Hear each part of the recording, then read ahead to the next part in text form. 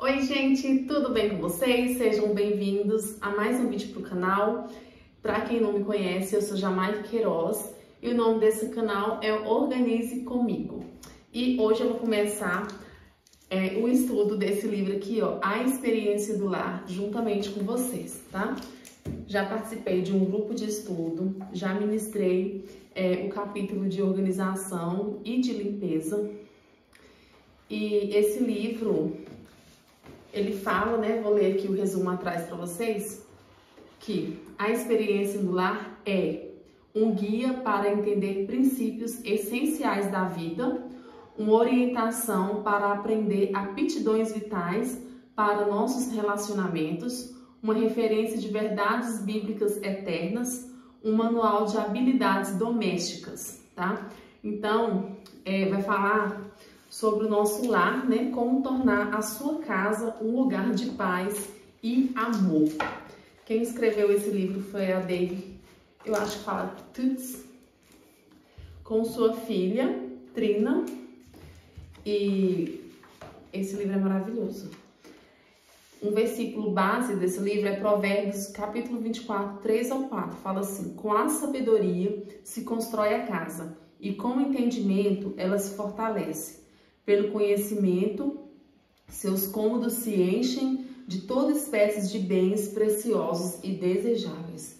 Então, com a sabedoria que se constrói a casa. E com entendimento, ela se fortalece. Porque a gente tem que construir e tem que estar fortalecendo a cada dia a nossa casa, né? O nosso casamento, a nossa família.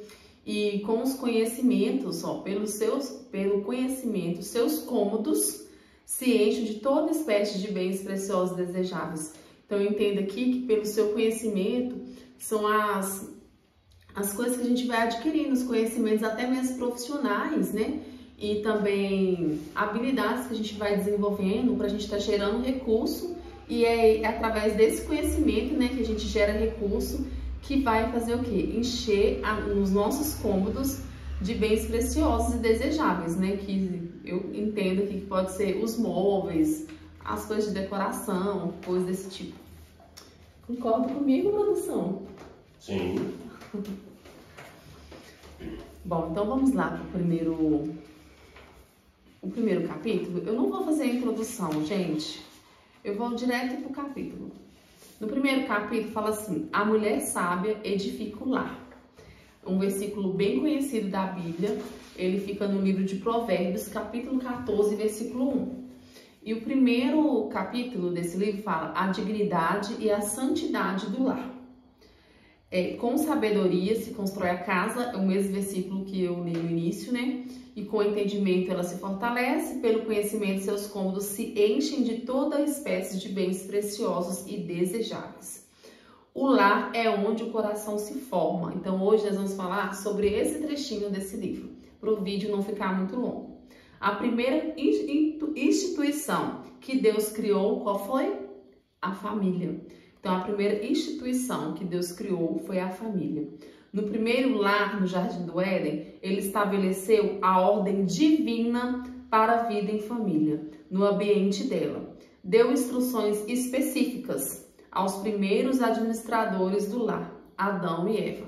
Então, na primeira família, já havia o quê? Instruções, né, do lar, já havia divisão de tarefas, havia uma organização, né, para tá alimentando, né, os animais, para estar cuidando, né, do jardim, para que fossem obedientes e férteis, se multiplicassem e exercessem domínio sobre seu ambiente.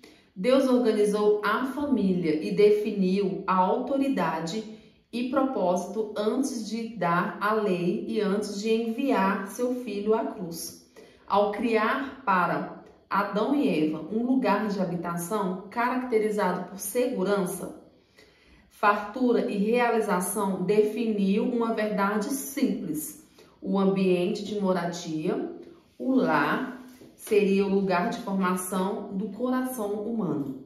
O modo como o coração é formado determina se a pessoa prospera ou fracassa.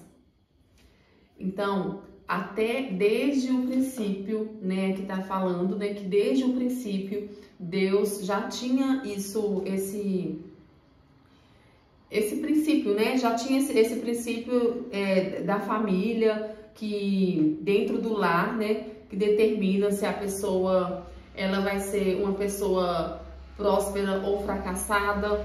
Só que, claro, né? Que depois muitas pessoas ressignificam o que elas vivem em casa e elas conseguem mudar isso.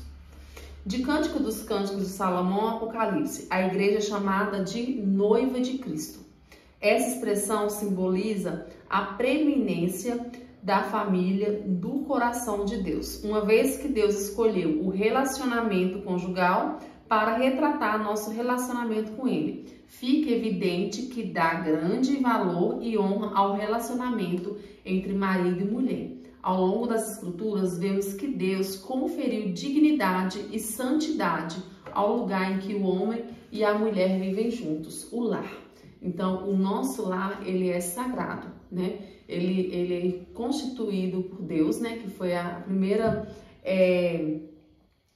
instituição que Deus criou, foi a família. Então, ele é sagrado. E o que é dignidade e santidade do lar? A dignidade do lar consiste os que nele habitam enxerguem e experimentem seu valor. Então, a dignidade é elevar o valor, né, do lar, tendo como foco as pessoas. Qual que é a maior dignidade, né? Quem são as coisas mais importantes do lar? Não são os móveis, não são as louças, e sim são as pessoas. Então, as pessoas é onde, né, tem o maior valor do nosso lar. Um lar que tem dignidade, ele define padrões de ordem e criatividade, com características piedosas de amor, paz, honestidade e lealdade. Então, no nosso lar, né, a gente tem que estar cultivando entre o casal, entre as crianças, esses sentimentos, né? Essas características de amor, de paz, de honestidade e de lealdade. E a santidade? A santidade do lar é a sua pureza, é o coração de propósito, sua integridade e santidade em tom e disposição. O lar é um dueto de devoção e valorização. É a devoção a Deus combinada com a valorização uns dos outros. O lar deve ser um santuário onde a alma humana é recarregada, é renovada, é revigorada, é restaurada. Então, o lar, a gente tem que fazer ele de tudo para que ele seja esse ambiente, para que ele seja o refúgio, né?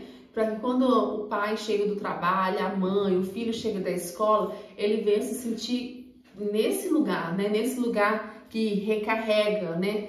É nesse lugar que renova, que revigora, que traz a restauração, né? Tem que ser esse lugar o nosso lar. Por mais simples que ele seja, a nossa prioridade vai ser sempre, né, gerar que o nosso lar seja isso. Então, o lar é onde o coração se forma. Então, nós, né, que somos mães, e você que ainda não é mãe, ou que já, né, que os filhos já cresceram, que nós venhamos passar isso para os nossos filhos, que o nosso lar, né, é um lugar muito importante, que o nosso lugar é esse lugar de refúgio.